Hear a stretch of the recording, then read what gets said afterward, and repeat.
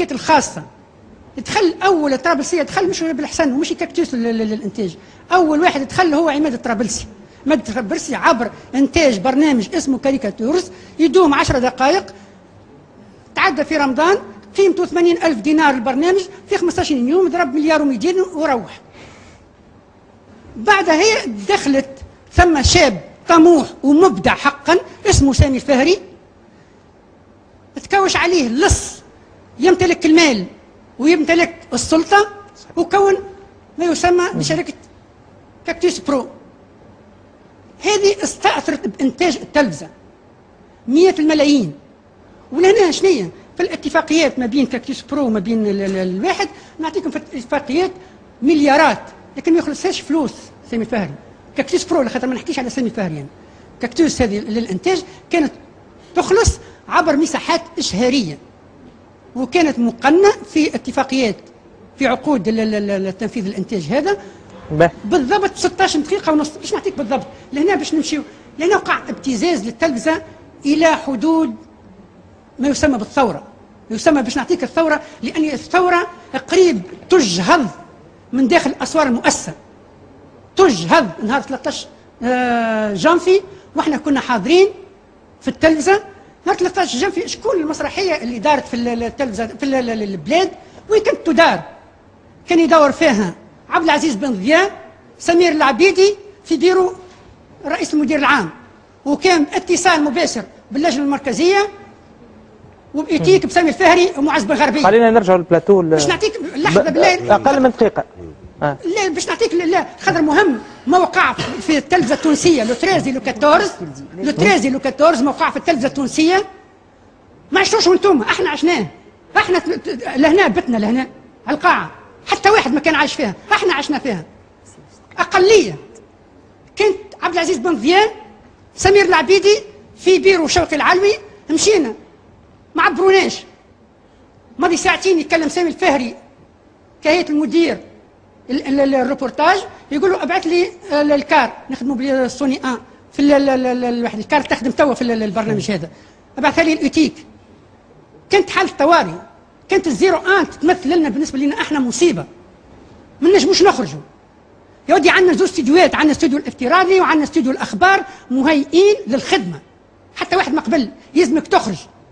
يمشي زميلنا شادلي تمتام، ونشكر زملائي اللي كانوا موجودين اللي هم قله، يخرج بالبوكسور نتاع الفيسو باش يخرج باش يعدي البرنامج، يخرج لهنا لحي بن خلدون، يوجد الواحد الدنيا شاعله، يرجع يودي عندنا استديو راه خلينا نخدموا فيه. قالوا لا يلزمك تخرج. تعرف كيفاش خرج بالبوكسور مع ليكيب نتاعو، نخرجوا يخرج على روتيكس اريانا برج الطويل ويدور على القلعه باش يهبط لوتيك من غادي. وكانت المسرحيه بالله لحظه، كانت المسرحيه خاطر لهنا مهمه برشا، نحب الشعب، خاطر انا مش متوجهه لكم انتم بالاساس، متوجهه للشعب باش يفهم ايش صار لو 13 لو 14 في التلفزه هذه، واش عشناه احنا والسيد هذا ومجموعه قله عشناه في التلفزه هذه. كانت المسرحيه هذيك كان عنده علاقاته ويكلم في دار التجمع باش يخرجوا بالضبط بعد الخطاب هاك المسرحيه نتاع يحيى الزين وما صار حتى شيء، وقريب لحظه وكانت ارتباطات بجميع الولايات باش يخرجوا الكراب للشارع، واحنا كنا مضطرين باش نخرجوا الكار هذيك الشارع بورقيبه ونخرجوا جماعه من غادي. ماذا حصل نهار 14 بالله اون بريف باش نعطيك بعد ما حصل بعد 14 لحظه. لا مهم برشا، لخاطر هذا يلزم يعرف الجمهور ومن حقي ومن واجبي يلزم يعرف الجمهور.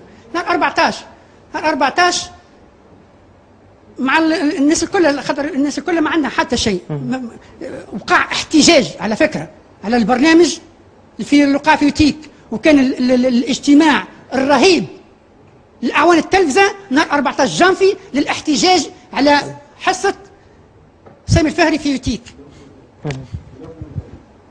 وما جماعه لحظه بالله لحظه باش نكمل لك لهنيتي نقطه مهمه نهار 14 اش صار في التلفزه، وباش نعطيك من بعد اش صار، خاطر انا عشتها راني سامحوني بركه. نهار 14 الخمسة وربع بالضبط، خمسة احنا لهنا الناس كلها روحت، كفر فيه يبدا الخمسة وربع بالضبط يتكلم، وباش نسمي الاسامي توا وباش تفاجئوا، لخاطر حتى واحد ما كان يعرف نهار 13 اللي تدار في التلفزه في مقر التلفزه.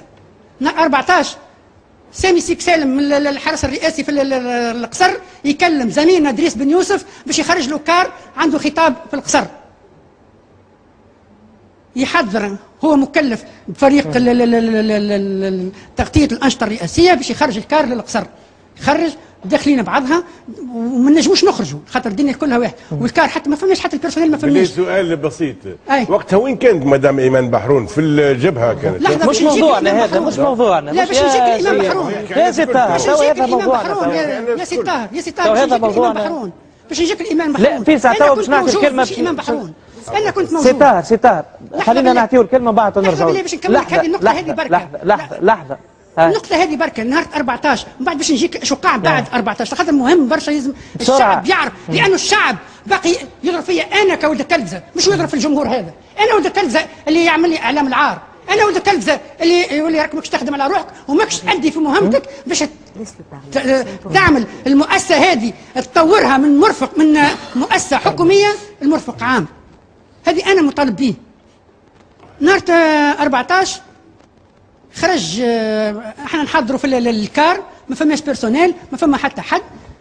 هبط شوقي العلوي المدير العام، هو المدير الطقسي، قال توا تخرجوا كار للوحده بعد بالضبط 4 دراج، يعني 5 وربع، 6 غير ربع بالضبط، قال خرجوا كار للمطار. لهنا دخلنا بعضنا، شكون باش يخلي ولا يودي الكار هذه باش تخرج المطار ولا القصر؟ لا يودي، انا جاتني تو المعلومه اللي باش تخرج الكار للمطار. يكلم ادريس بن يوسف، يعاود يكلم سي سالم، يقول له يا ودي الكار وين باش تمشي؟ باش تمشي للقصر ولا المطار؟ قال له علاش؟ قال له خاطر تو هبط لي سي شوقي راهو يلبس الكار تمشي للمطار. قال له واش مدخلك انت؟ شكون قال لك خرج المعلومه من اصله؟ انا طلبتك في الكار باش تخرج المطار، تخرج المطار، ما يهمنيش في القصر، ما يهمنيش في المطار. وكان الامر كذلك، خرج ومن الصدف العجيبه قال لهم يخرج الكار نتاع التغطيه الرئاسيه، نخدموا بها بالسوني 2 يخرجها بالسوني 3، وما خدمش عليها الجروب الكتروجين، ما خدمتش من الصدف العجيبه. وهذاك علاش ما بين الحاجات، ما بين لي زارتيكل خرجت يقولوا ادريس بن يوسف الذي قضى اعلاميا على زين العابدين بن علي، خرجت. كنت من بعدها بالضبط باش نخرجوا، ما نجموش نخرجوا كار للمطار، خرجنا كاميسكوب، خلعت بيدي المجازان روبورتاج، خلعته. لحظة بالله يا سي طاهر، لحظة خاطر مهمة هذه. خلعت الكاميسكوب، خرجنا كادرور من استوديو الأخبار وبعثناه للمطار مع زميلنا ماشينيست على الأقل يعكز، مش يعني الآخر ما نجمش نستعملها. خرج عمار الحاجي مع الحاج في الاستوديو ومشى للمطار، وكنا نستنوا في البوبين باش نعدوها بريت يخرج لنا. نكلموا عبد الباسط التليلي كادرور يمشي سور بلاس يصور، جانا يبكي من هنا، قال راهو محافظ المطار فك لي الواحد وطردني من غادي. هذا اش صار؟ اش صار من بعد؟ نعطيك اون بريف لخاطر تو هذا اش صار قبل، اش صار لو 13 لو 14 مهم، اش صار من بعد؟ التلفزه ما بعد، التلفزه ما بعد، رموز الفساد مازالوا موجودين، منظومه الفساد مازالت موجوده. مش موجود. احنا على فكره بين قوسين سي ايهاب ولا المشاهدين، اولاد التلفزه ما يحتكموش للتلفزه، من امام بحرون اللي تحكي عليها حتىش الاخر مسؤول، ما همش اولاد التلفزه، من مدير الاتصال، من مدير ما نعرفش شنو، من المدير، ما همش اولاد التلفزه. ما حكي لنا علاش سعيد الخزامي علاش طلعوه؟ مش هذا موضوعنا راه. حتى واحد نعطيك بعد. خلينا تو نتناقشوا شويه. سعيد يعطيك ما تحكي.